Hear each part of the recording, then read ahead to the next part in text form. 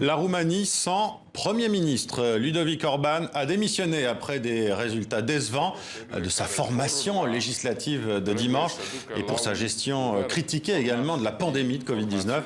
Mais son parti libéral pro-européen devrait se maintenir au pouvoir du fait des jeux d'alliance. Et on en parle avec Slimane Zeguidour qui nous a rejoint pour nous expliquer cette situation politique en Roumanie, situation paradoxale selon vous Slimane, avec en plus une abstention record, c'est cela hein? Oui, Marion, incongru et paradoxal. Incongru parce que le scrutin a quand même été organisé dans un pays perclus par la Covid, un pays dont le réseau d'hôpitaux est complètement délabré et qui a fait que, vous le disiez, 2 électeurs sur 3 ont préféré rester chez eux. Bon, résultat des courses. Résultat des courses, le premier parti, c'est ça la surprise, c'est le Parti social-démocrate, qui est un avatar de l'ex-parti communiste. Donc c'est un parti plutôt conservateur, anti-européen.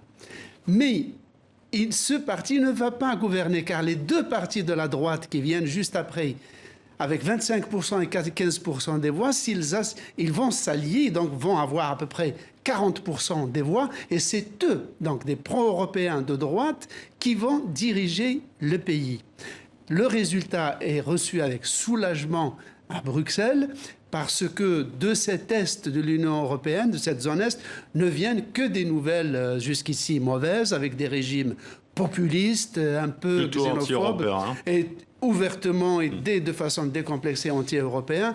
Donc c'est plutôt une bonne nouvelle pour l'Europe. Néanmoins, l'alerte de la victoire de ce parti nostalgique, plus pour la première fois l'entrée de l'extrême droite orthodoxes et xénophobes au Parlement, font que ces 2 partis de droite qui vont diriger le pays seront quand même attendus au tournant.